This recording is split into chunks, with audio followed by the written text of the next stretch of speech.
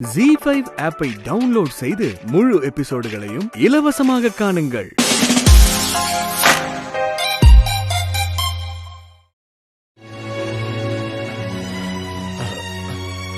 அம்மா,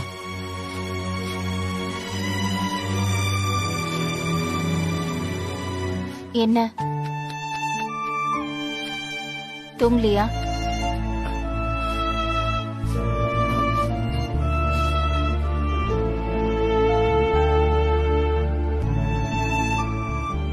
என்ன ஆச்சு?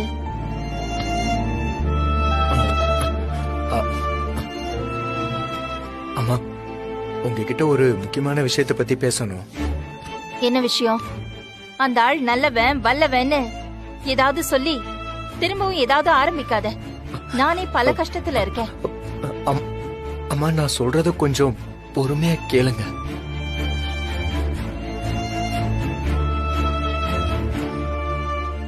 சரி சொல்லு. அம்மா, அம்மா, குழந்தை விஷயத்துல ஹரி சார் எந்த தப்புமே பண்ணலம்மா.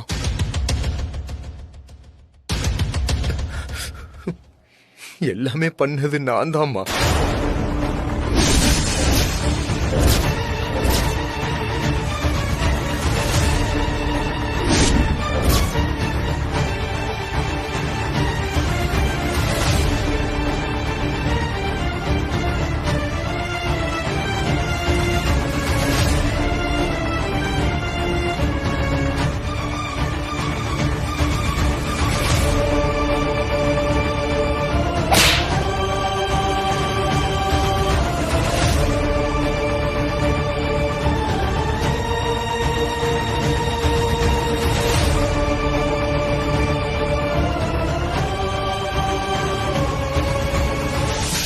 பார்க்கும் போதெல்லாம் அந்த ஆதிரா என்ன பார்த்து நக்கலா சிரிக்கிற மாதிரி தான் சார் இருக்கு.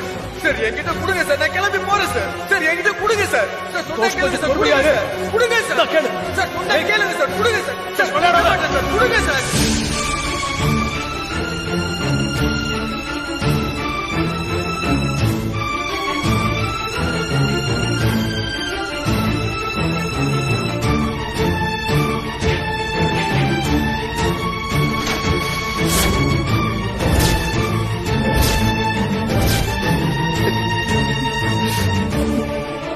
என்ன மன்னிச்சிருக்கம்மா.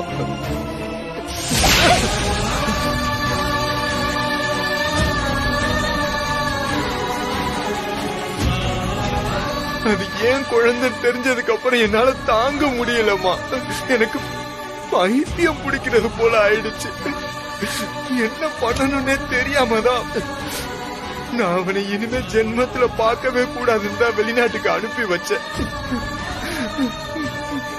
மத்தபடி அவனை சாவடிக்கணும்ல நினைக்கல.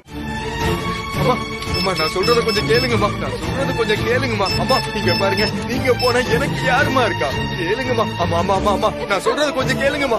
அம்மா, அம்மா, எனக்கு வேற யாருமே இல்ல. சரிம்மா, அம்மா, நான் சொல்றத கொஞ்சம் கேளுங்கம்மா. எனக்கு யாருமா இருக்கா? நான் சொல்றத கொஞ்சம் கேளுங்க. நான் வேணும்னு பண்ணலமா இத. அம்மா, ப்ளீஸ்மா. அம்மா, அம்மா, நான் சொல்றத கொஞ்சம் கேளுமா. நான் வேணும், அம்மா, நான் வேணும்ல இத செய்யலமா. அம்மா, கால்ல வேணாலும் விளையிறமா. அம்மா, ப்ளீஸ்மா, என்ன மன்னிச்சிருங்கம்மா. அம்மா, அம்மா, அம்மா, அம்மா, நான் வேணும் பண்ணலமா. நான் சொல்றத கொஞ்சம் கேளுங்க. அம்மா, அம்மா, நான் சொல்றத கொஞ்சம் கேளுங்கம்மா. வேணும்னு நான் பண்ணலமா. அம்மா, சத்தியமா சொல்றேம்மா, நான் வேணும்னு பண்ணலமா. என் புள்ளைய கொன்னியோ அப்பவே நீ செத்துட்ட. அம்மா, நான் சொல்றது கொஞ்சம் செத்துட்ட. அம்மா, நான் வேணும் கிடையாதுடா. அம்மா, நான் வேணும் பண்ணலமா. குழந்தைய நீ எப்ப இந்த மாதிரி செஞ்சியோ அப்பவே நீ என் புள்ள கிடையாதுடா. நான் அத வேணும்னு பண்ணலமா. அம்மா, நான் சொல்றத கொஞ்சம் கேளுங்கம்மா. அம்மா, நான் சொல்றத கொஞ்சம், அம்மா, நான் சொல்றத ஒரு வாட்டி கேளுங்கம்மா. அம்மா, நான் சொல்றத கேளுங்கம்மா. அம்மா, ப்ளீஸ்மா. என் புள்ளைய கொன்னுட்டு அந்த பழிய மொத்தமா அந்த ஆள் மேல போட்டுட்டியா? அம்மா, நான் நான் வேணும்னு பண்ணலமா. மாதிரி எப்படிடா உன்னால வீட்ல இவ்வளவு சகஜமா சர்வசாதாரணமா இருக்க முடியுது? அம்மா, நான் சொல்றது, அம்மா, நான் சொல்றத கொஞ்சம் கேளுங்கம்மா. இதெல்லாம் நான் வேணும்னு பண்ணல. பண்ணல. எனக்கு கொஞ்சம் விஷத்தை வாங்கி கொடுத்திருக்கலாம். அப்படி எல்லாம் சொல்லாதீங்கம்மா. நான் வேணும்னு பண்ணலமா. அம்மா, இனிமே நீ இருக்கிற இந்த வீட்ல நான் இருக்க மாட்டேன். என்னாச்சு பவி? பவி, எங்க போற பவி? நீங்க பேசாதீங்க. அந்த முதல்ல உங்க பையன் கிட்ட சில கேள்விகள் கேட்கணும்.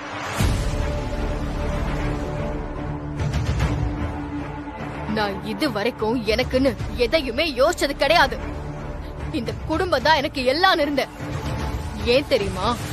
ஏன்னா நீ எனக்கு உண்மையா இருப்ப, என்ன தவிர வேற யாரையும் திரும்பி கூட பார்க்க மாட்டேங்கிற நம்பிக்கை. ஆனா அது எல்லாத்தையுமே ஒரு நிமிஷத்துல பொய்யாக்கிட்டல்ல.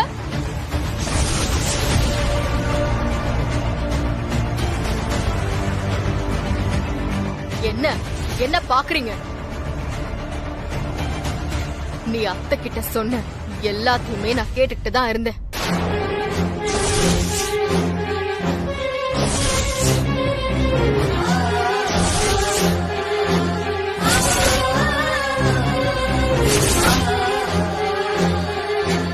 எப்படா எனக்கு துரோகம் பண்ண உனக்கு மனசு வந்தது?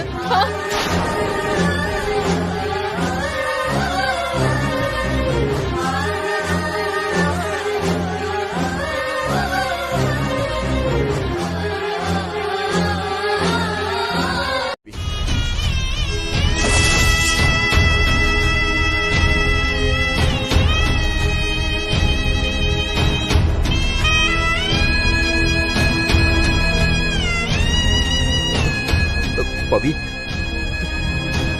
அத்தை, அவன் சொன்னதெல்லாம் உண்மையா? அப்போ இந்த எல்லா விஷயமுமே உங்களுக்கும் தெரியுமா? உங்ககிட்ட தான் கேக்குறேன், சொல்லுங்க அத்தை.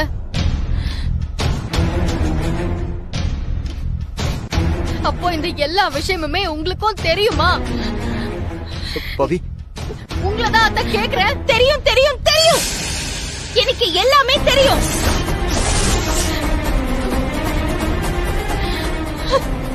எனக்கு எல்லாமே தெரியும்.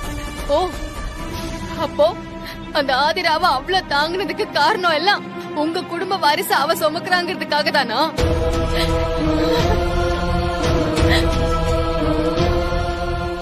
உங்களை போய் நம்பினேனே அத்தை. நான் எவ்வளவு பெரிய பைத்தியக்காரியா இருந்திருக்கேன். சத்தியமா சத்தியமா அந்த குழந்தை யாருது, யாரோட குழந்தைன்னு தெரியாம தான் நான் வளர்த்தேன் பவி.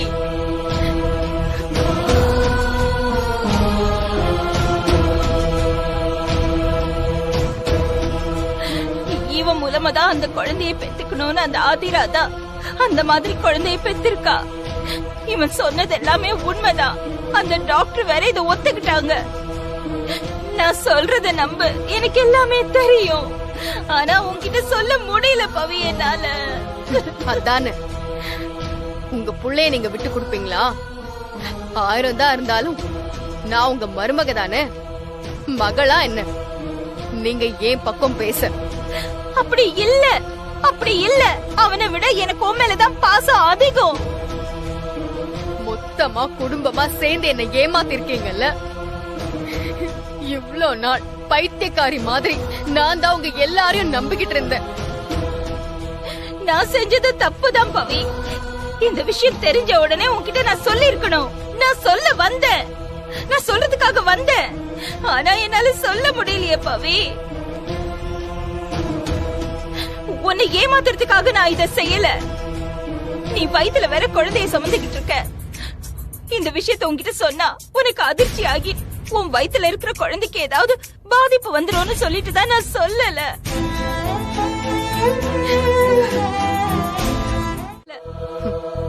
நல்லா கதை சொல்றீங்க அத்தை.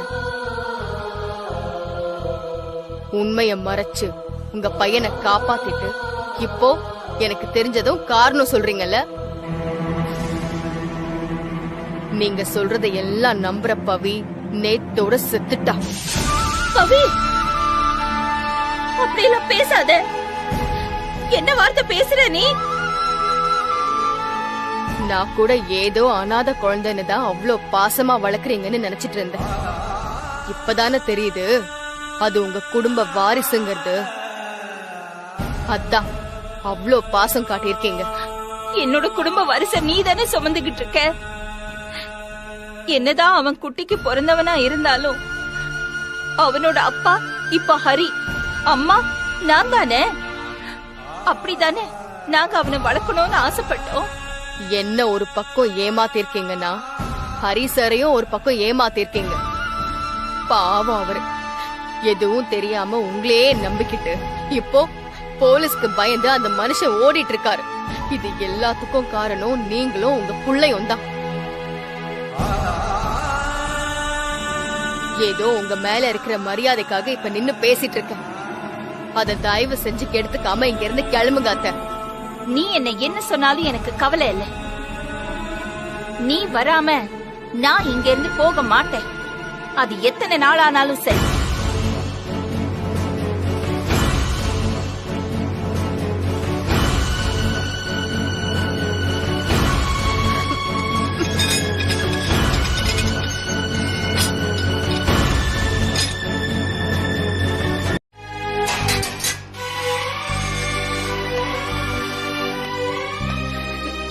ஏன் இப்படி என்ன தொந்தரவு பண்ணிட்டே இருக்கீங்க?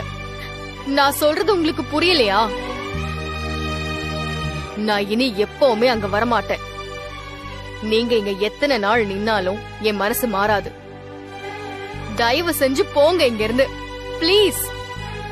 நான் சொல்றத கொஞ்ச நேரம் கேளு. நாம யார் மேல அதிகமா பாசம் வச்சிருக்கோமோ அவங்க மேலதான் நமக்கு அதிகமா கோபம் வரும்.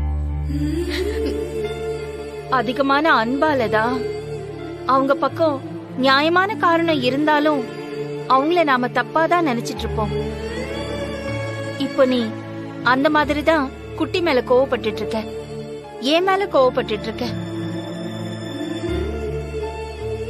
இந்த கோவத்தை கொஞ்சம் தள்ளி வச்சுட்டு கொஞ்சம் யோசிச்சு பாரு பவி. அப்போ உனக்கே எல்லாமே புரியும். அப்படியா? அப்போ சந்தோஷ் பண்ணது சரி, நான் கோவமா இருக்கிறது தான் தப்பு, அப்படிதானே? நல்லா இருக்கு அத்தை உங்க நியாயம். கடைசியில நீங்களும் ஒரு சராசரி அம்மா தானு ப்ரூவ் பண்ணிட்டீங்க. ஊருக்கு தான் உபதேசம் எல்லாம். ரேடியோல மட்டும் பெண்ணிய சுதந்திரம்னு எல்லாம் பேசிட்டு இங்க வந்து மகம் பண்ண தப்ப நியாயப்படுத்திட்டு இருக்கீங்க. இப்பவும் குட்டி தப்பே பண்ணல நான் சொல்லல பவி. அவன் பண்ண தப்பே உன்கிட்ட இருந்து எல்லாமே மறைச்சதுதான். அது உன்கிட்ட இருந்து பிரிஞ்சிட கூடாதுங்கிற ஒரு பயத்துலதான் பண்ணிருக்கான். ஆனா அதுக்காக அவன்கிட்ட இருந்து நீ பிரிஞ்சு வந்து அவனுக்கு பெரிய தண்டனை கொடுக்கற பவி. வேண்டாம் வேண்டாம், இது நடக்க கூடாதுன்னு சொல்லிதான் நாங்க எல்லாரும் சேர்ந்து இந்த விஷயத்த உன்கிட்ட இருந்து மறைச்சிட்டோம். ப்ளீஸ் பவி, ப்ளீஸ் புரிஞ்சுக்கோ நான் சொல்றத. நீங்க என்ன சொன்னாலும் என் மனசு எதையும் கேட்காது.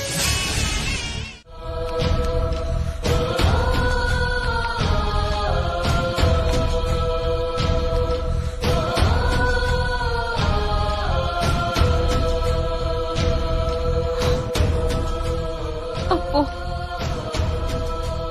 நீ வரமாட்டியா?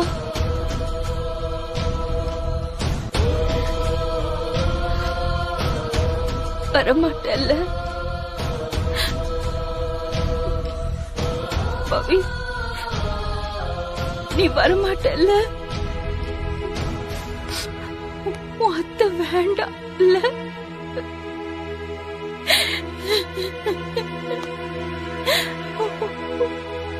அத்தை வேண்டாம். விட கைய. தொடாதே என்ன, தொடாதே. யானை தன் தலையில மண்ணை வாரி போட்டுக்கிற மாதிரி பண்ற தப்ப எல்லாம் பண்ணிட்டு உண்மையை சொல்றேன்னு நீயே உன் வாழ்க்கையை கெடுத்து நாசம் பண்ணி வச்சிருக்க. உன்னோட முட்டாள்தனத்தினால என்னோட குழந்தை இறந்து போயிடுச்சு. இப்போ பொறுக்க போற குழந்தையும் நீ பார்க்க முடியாம போக போகுது.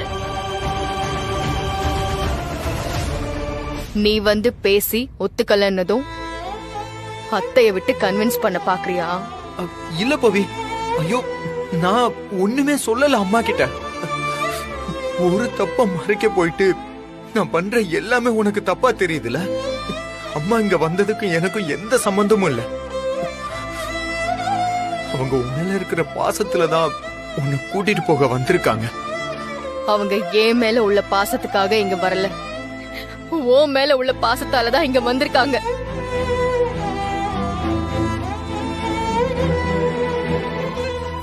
என் மேல அக்கறை இருந்திருந்தா உங்களுக்கெல்லாம் இந்த உண்மை தெரிஞ்ச உடனே என்கிட்ட சொல்லிருப்பீங்கல்ல. அப்ப கூட இந்த விஷயத்த நீங்க யாரும் என்கிட்ட சொல்லல. ஏதோ அன்னைக்கு நீங்க பேசினது என் காதுல விழுந்துருச்சு, அதனால எனக்கு இது தெரியும். அதையும் நான் அன்னைக்கு கேக்கலன்னா இப்பவும் நீங்க 2 பேரும் என்னை ஏமாத்திட்டு தான் இருந்திருப்பீங்க.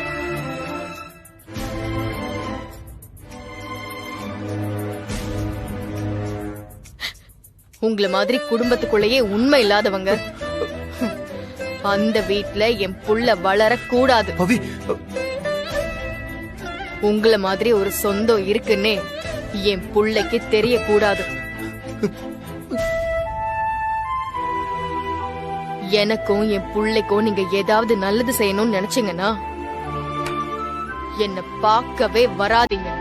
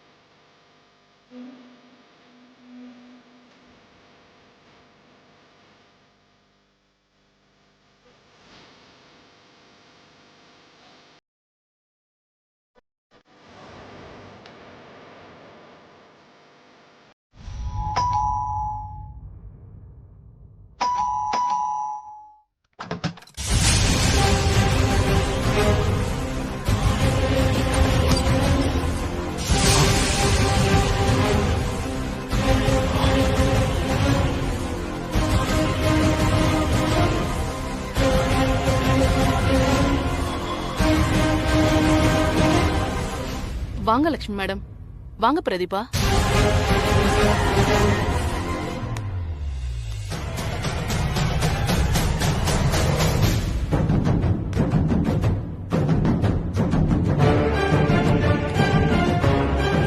ஐயோ, ஹரி சார் வேற உள்ள இருக்காரு. இவங்க வந்தது தெரியாம வெளியே வந்துட்டா பெரிய பிரச்சனை ஆயிடுமே. கடவுளே, அவர் வெளியே வரவே கூடாது. வாங்க உட்காருங்க மேடம். நீங்களும் உட்காருங்க. உட்காருங்க.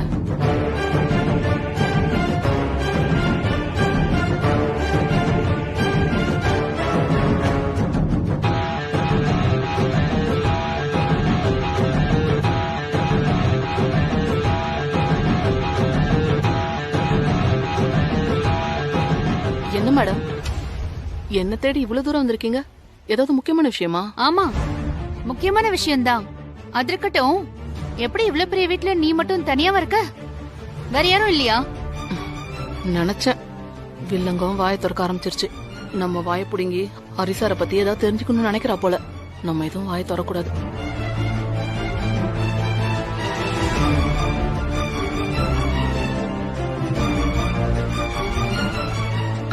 ஆமா பிரதீபா, நான் மட்டும்தான் இருக்கேன்.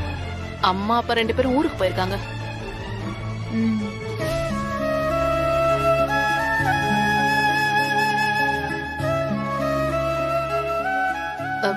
மேடம் சாரி, ஃபர்ஸ்ட் டைமா வீட்டுக்கு வந்திருக்கீங்க. குடிக்க ஏதாவது கொண்டு வரேன், இருங்க காஃபி போட்டு எடுத்துட்டு வரேன். காஃபிலாம் ஒண்ணும் வேண்டாம். எனக்கு ஒரு உண்மையை சொல்லு, அது போதும். ஆமா மாடி, கேக்குற கேள்விக்கு ஒழுங்கா எதையும் மறைக்காம பதில் சொல்லு, புரியுதா? பிரதிபா, ஏன் இப்படி எல்லாம் பேசுறீங்க? நான் மேடி கிட்ட உதவி கேட்டு வந்திருக்கேன். இல்ல, சாஃப்டா கேட்டா இவ எதுவும் சொல்ல மாட்டா. கொஞ்சம் மிரட்டி கேட்டதா வேலைக்காகும், அதான். எனக்கு அவரை பார்க்கணும். அவர்கிட்ட முக்கியமா பேசணும். ஐயோ, அவர் இங்க இருக்காருன்னு தெரிஞ்சுதான் மேடம் இதெல்லாம் கேக்குறாங்களோ?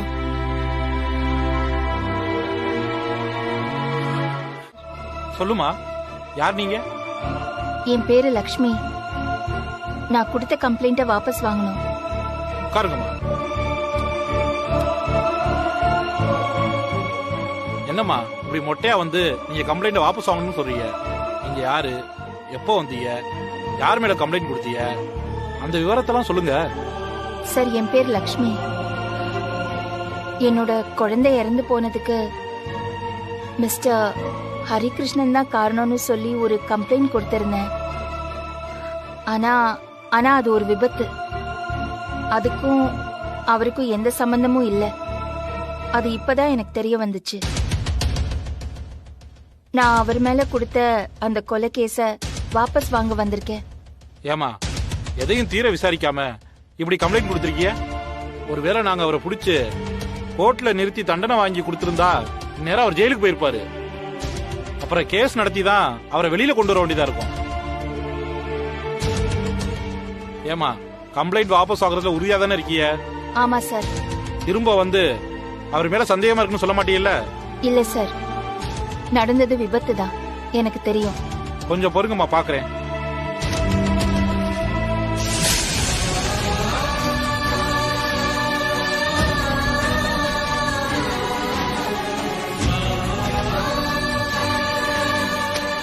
இதுல சைன் பண்ணுங்கம்மா.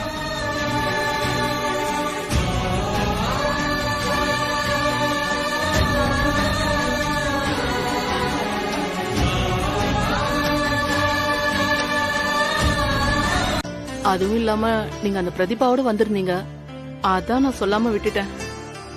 ஆனா ஹரி சார் நீங்க வந்ததுல இருந்து மறைஞ்சு நின்னு உங்களை தான் பாத்துட்டு இருந்தாரு. குட்டி சொல்லிதான் மாடி எனக்கு எல்லா உண்மையும் தெரிஞ்சது. என் மேல பாசம் வச்சிருந்த ஹரி சாரை நான் உதாசீனப்படுத்திட்டேன். அதனாலதான் அவர் என்ன பார்க்காம இருக்காரு. ஐயோ மேடம், அப்படிலாம் இல்ல. எப்பவுமே அவருக்கு உங்க மேல கோவமே வந்தது கிடையாது. சந்தோஷ் பாவி வாழ்க்கை கெட்ட கூடாதுன்னு தான் அவர் தான் மேல பழிய தூக்கி போட்டுக்கிட்டாரு. ஆனா இப்ப அதுலயும் சிக்கல் வந்துருச்சு. குட்டியும் பவியும் பிரிஞ்சிருக்காங்க. பவிக்கு எல்லா உண்மையும் தெரிஞ்சிருச்சு. என்ன மேடம் சொல்றீங்க? ஹரி சார் பட்ட கஷ்டம் எல்லாம் வீணா போச்சா? எனக்கு ஏதாவது ஒரு பிரச்சனைன்னா என் மனசு ஹரிசாரு தான் தேடும். அவர் இருந்தா எனக்கு ஒரு புது தெம்பே வரும்.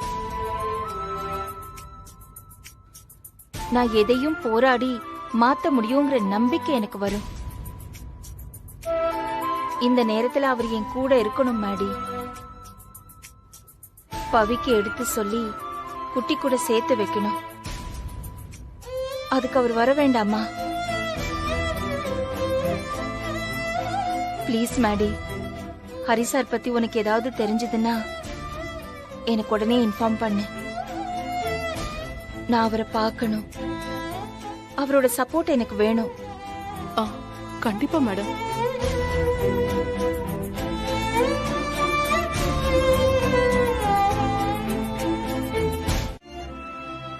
நாம பெத்த புள்ளையா இருந்தாலும் அவங்கள கண்மூடித்தனமா நாம நம்ப கூடாது. என்னோட புள்ள சொல்றது சரியாதான் இருக்கும்னு நான் நினைச்சு அது என்னோட வாழ்க்கையே புயல் அடிச்ச மாதிரி புரட்டி போட்டுடுச்சு.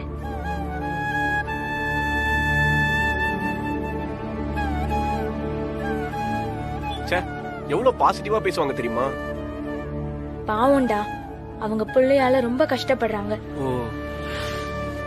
பவி, பவித்ரா, அவ என்னோட மருமக இல்ல, அவ என்னோட மக.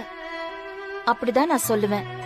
நாங்க பேசுறதையும் பழகிறதையும் பாக்குறவங்க அப்படிதான் சொல்லுவாங்க. நான் அவளுக்கு பெருசா எதுவுமே செஞ்சதில்ல. ஆனா அவ எனக்காக எவ்வளவோ செஞ்சிருக்கா. இப்ப கூட நான் உங்ககிட்ட பேசிட்டு இருக்கிறது எனக்கு அவ கொடுத்த தைரியம்தான்.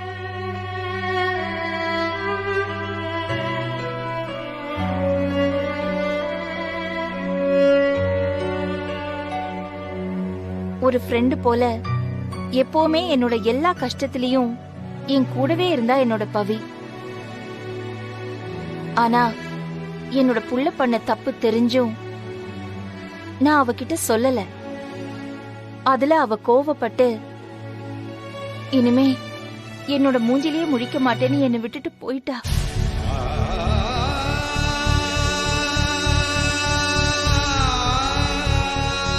அக்கா, உனக்கு திறமை இல்லனோ உன்னால தனியா வாழ முடியாதுன்னு நாங்க சொல்லல. ஆனா சந்தோஷ தப்பா நினைக்கிறது தான் சரியில்லை. கண்டிப்பா நடந்திருக்கிறது ஒரு மெடிக்கல் ஸ்கேம். அதுல பாவம் மாமா அன்எக்ஸ்பெக்டடா போய் மாட்டிக்கிட்டாரு. அது அந்த ஆதிரா சரியா பயன்படுத்திக்கிட்டு தான் அவ குழந்தை பெற்றிருக்கா. கொஞ்சம் நிதானமா யோசிச்சு பாரு. இதுல மாமா மேல எந்த தப்புமே இல்ல.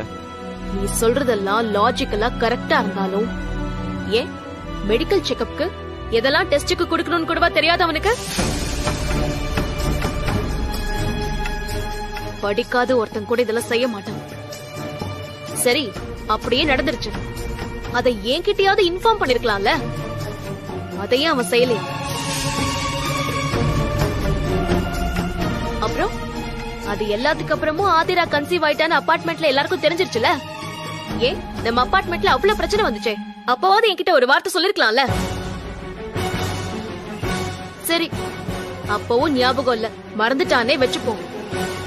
அதுக்கப்புறம் குழந்தை பிறந்து அது அவங்க அம்மா வீட்லயே கொண்டு வந்து வச்சு அவனுக்கும் அதுக்கும் நிறைய ரிசம்பிளன்ஸ் வேற.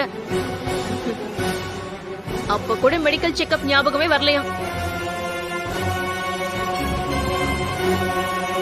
இதுல ஒரு கேள்விக்காவது அவன் கிட்ட பதில் இருக்கா சொல்லு. என்ன ஏமாத்தணுங்கிற ஒரே ஒரு நோக்கம் மட்டும்தான். நான் ஒண்ணு முட்டாள் இல்ல எல்லாத்தையும் இப்படி அக்செப்ட் பண்ணிட்டு இருக்கிறதுக்கு.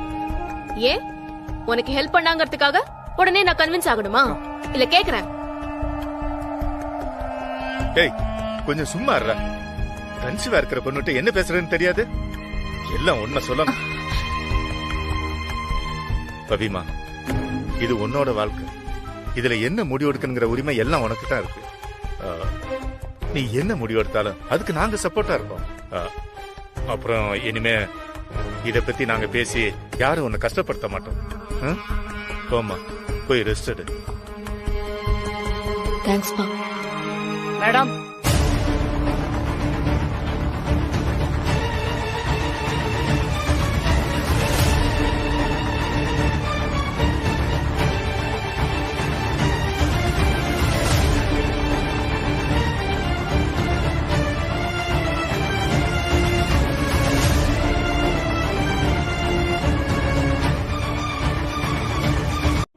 ஆனா அவர் குடும்பம் பிரியறதுக்கு நானே ஒரு காரணம் ஆயிட்டேன் சார். எனக்கு இப்ப என்ன பண்றதுன்னே தெரியல. மேடம், சந்தோஷ் சாருக்கு தெரியாம அவருடைய உயிரணுவை எடுத்தது உண்மைதான். ஆதிரா கொடுத்த பணத்துக்காக நான் தான் அதை செஞ்சேன். பாவம், அவருக்கு எதுவுமே தெரியாது. இதுக்காக நீங்க அவரை வெறுத்துறாதீங்க மேடம்.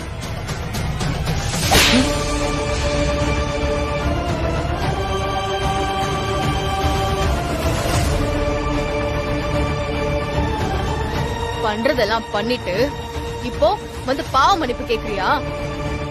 உன்ன மாதிரி ஆளெல்லாம் தூக்குல போட்டா கூட அதெல்லாம் குறைஞ்ச தண்டனையா தான் இருக்கும். அவன் மேல எனக்கு இருக்கிற கோபம் அவன் என்கிட்ட இந்த எல்லா விஷயத்தையும் மறைச்சதுக்காக தான். புரியுதா? அவன் மேல எந்த தப்பும் இல்லனா அவனை முழுசா நம்பிட்டு இருக்கிற என்கிட்ட எதுக்கு மறைக்கணும்? அவன் மட்டும் இந்த விஷயத்தை என்கிட்ட சொல்லிருந்தா நானே ஒரு சொல்யூஷன் சொல்லிருப்பேன். இந்த பிரச்சனையும் இவ்வளவு தூரம் வந்திருக்காது. அதை விட்டுட்டு ஒரு பொய்ய மறைக்க இன்னொரு பொய், அதை மறைக்க இன்னொரு பொய், எத்தனை பொய்! இப்போ உண்மை தெரிஞ்சதோ அனுதாபத்துல ஆதாயம் தேட வந்திருக்கானாமா? இத பாரு, அவன் கிட்ட போய் சொல்லு, அவன் சொல்றதெல்லாம் நம்புற பவி எப்பவோ செத்துட்டான்னு. அவ்வளவுதான், போயிடு வெளியே. அவ்வளவுதான் உனக்கு.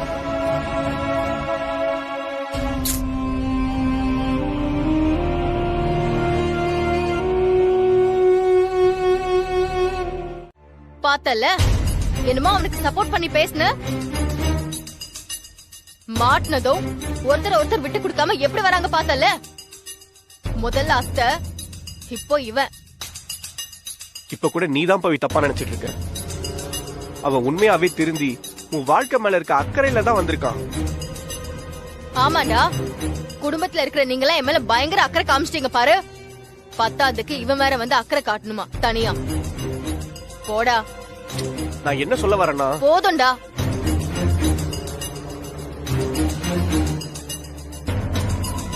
டேய், உனக்கு சொன்னா புரியாதா?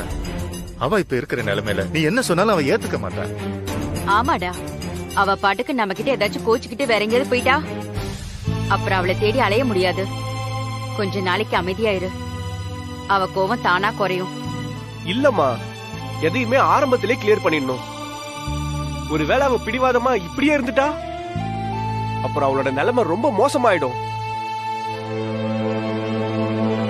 தனியா இருப்ப, குழந்தைய பாத்துப்பாங்கிறதெல்லாம் பேசுறதுக்கு நல்லா இருக்கும். ஆனா நடைமுறையில நிறைய சிக்கல் வரும். இங்க ஒரு பொண்ணு கல்யாணம் ஆகி தனியா இருக்கிறது தான் பெரிய பிரச்சனையே. டேய், அந்த அளவுக்கு நாம அவளை விட்டுருவோமா? இப்போதைக்கு அவளை கொஞ்சம் விட்டு பிடிப்போம். அப்புறம் அவ பேசுறதுக்கு பதில் பேசாம கொஞ்சம் அமைதியா இரு. கூடி சீக்கிரம் எல்லாம் தானா சரியாயிடும்.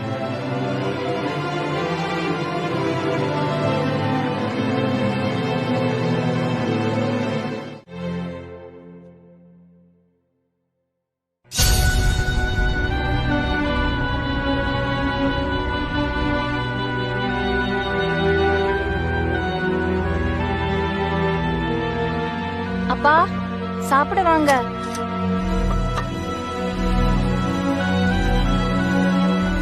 மருந்து சாப்பிடணும், சீக்கிரமா வாங்க.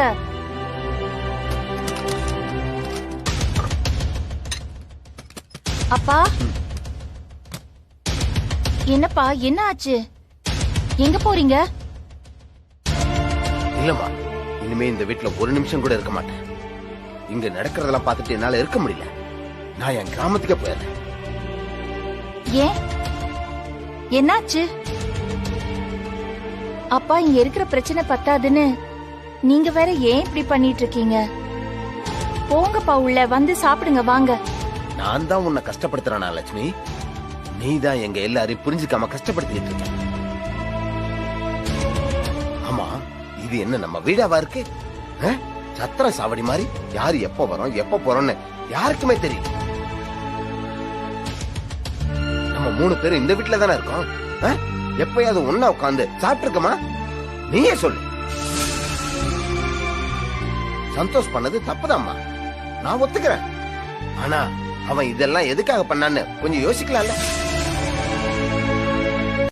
இங்க தெரிஞ்ச கொலைக்குத்தவம் பண்ணவனு கூட இவ்வளவு நாள் தான் தண்டனைன்னு விதி இருக்கு.